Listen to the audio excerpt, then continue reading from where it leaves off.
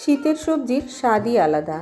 আজকে খুব কম মশলায় শিম দিয়ে একটি রেসিপি করব, যেটাই পুরোপুরি সবজির স্বাদগন্ধ বজায় থাকবে।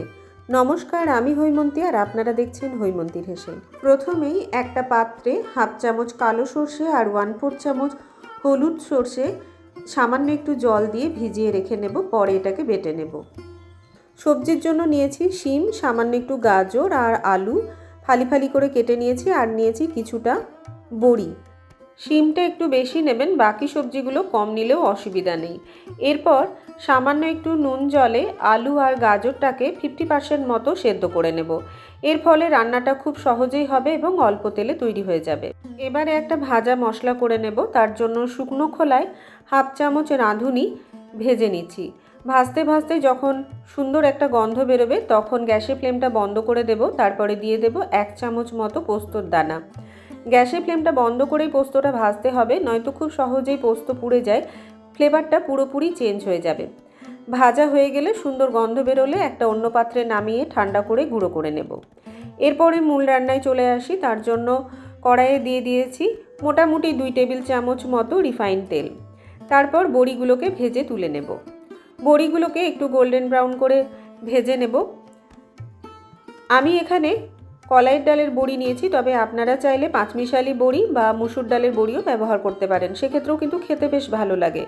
বড়িগুলো গোল্ডেন ব্রাউন করে ভাজা হয়ে গেলে ফোড়নে দিচ্ছি 2টো শুকনো লঙ্কা। লঙ্কাগুলোকে একটু ফাটিয়ে দিয়েছি, আর দিয়ে দিলাম 1/4 চামচ রাঁধুনি। এরপর শিমগুলো দিয়ে 2 মিনিট মতো ভেজে নেব। শিমগুলোকে আমি গোটাই রেখেছি। শিমের 2 দিকটা কেটে নিয়ে তারপরে যে শিরার অংশটা থাকে সেটা বাদ দিয়ে দিয়েছি। তারপর আলুর দিকে ধরে দেখে নিয়েছি পোকা আছে কিনা। এইভাবে যদি শিমগুলো কাটা হয় তাহলে গোটায় রাখা যায়, ভিতরে পোকা থাকবে না। আলুর দিকে ধরলেই বুঝতে পারবেন শিমের মধ্যে পোকা আছে কিনা। ঢাকা দিয়ে গ্যাসের ফ্লেমটা লোতে রেখে কিছুক্ষণ রান্না করব। এদিকে আলু আর গাজরটা মোটামুটি 50% মতো সেদ্ধ হয়ে গেছে। জল ঝরিয়ে আমি অন্য পাত্রে রেখে নেব। এই জলটা কিন্তু ফেলবো না, সবজি সেদ্ধ জলটা আমি পরে তরকারিতে ব্যবহার করব।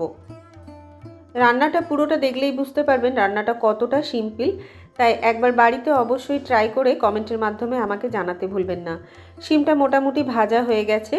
এরপর এর মধ্যে সেদ্ধ করে রাখা আলু আর গাজরটা দিয়ে একটুখানি ভেজে নেব।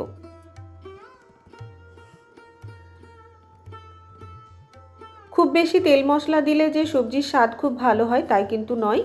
মোটামুটি হালকা করে রান্না করলেও সামান্য একটু মশলা বা ফোড়নের গুণে রান্না কিন্তু অমৃত হয়ে ওঠে। আগের থেকে বেটে রাখা সর্ষেটা দিয়ে দিচ্ছি। আপনারা চাইলে সর্ষেটা ছেঁকেও দিতে পারেন, আমি আজকে ছেঁকে দিইনি। তবে যদি মনে করেন সর্ষে ছেঁকে দেবেন সেক্ষেত্রেও কিন্তু সর্ষেটা ছেঁকে দিতে পারেন। সর্ষেটা দেওয়ার পর 2 মিনিট মতো একটু কষিয়ে নেব।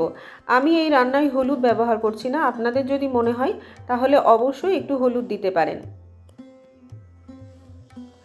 আজকের এই রেসিপিটা যদি আপনাদের ভালো লেগে থাকে তাহলে একটা লাইক আর শেয়ার করার অনুরোধ করব। নতুন বন্ধুদের অনুরোধ করব চ্যানেলটি সাবস্ক্রাইব করে পাশে থাকা বেল বাটনটি প্রেস করে নেবেন। ভেজে রাখা বড়িটা দিয়ে দিলাম আর সবজি সেদ্ধ জল দিয়ে এরপর তরকারিটাকে ঢাকা দিয়ে কিছুক্ষণ রান্না করে নেব। তার আগে আমি এর মধ্যে দিয়ে দেব স্বাদ মতো নুন। নুনটা দেওয়ার সময় খেয়াল রাখতে হবে, সবজি সেদ্ধ করার সময়ও কিন্তু নুন দিয়ে দিয়েছিলাম। আর দিয়ে দিলাম 1/2 চামচ চিনি। চিনিটা অবশ্যই দেবেন স্বাদের ব্যালেন্সের জন্য। ঢাকা দিয়ে সেদ্ধ হওয়া অবধি রান্না করব। এদিকে 1 চামচ ময়দা সামান্য একটু জল দিয়ে গুলে নিচ্ছি। এইটা দিলে পরে সবজিটা একটু ঘন হবে, যেহেতু কোনো রকম মশলা দেওয়া হয়নি তাই তরকারিটা একটু পাতলা হয়। এটা দিলে একটু ঘন হবে। আপনারা যদি ময়দা না দিতে চান তাহলে সামান্য একটু চালের গুঁড়ো জলের মধ্যে গুলে দিতে পারেন। সবজি পুরোপুরি সেদ্ধ হয়ে গেছে। এরপর ময়দা গোলা জলটা দিয়ে একটুখানি ফুটিয়ে নেব ঝোলটা ঘন হওয়া অবধি। দেখুন কতটা সিম্পল এই রান্নাটা একবার বাড়িতে তৈরি করে দেখবেন, খেতে কিন্তু বেশ ভালো হয়। গ্যাসের ফ্লেমটা বন্ধ করে দেব।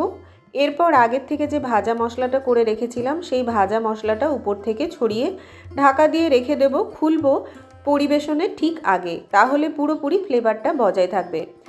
যদি আপনারা প্রয়োজন মনে করেন তাহলে এই ভাজা মশলার সঙ্গে সামান্য একটু শুকনো লঙ্কাও ভেজে গুঁড়ো করে দিতে পারেন। তাহলে কেমন লাগলো আজকের রেসিপিটা কমেন্টের মাধ্যমে অবশ্যই জানাবেন। দেখা হচ্ছে নতুন একটি পর্বে। ভালো থাকবেন, সুস্থ থাকবেন। ধন্যবাদ।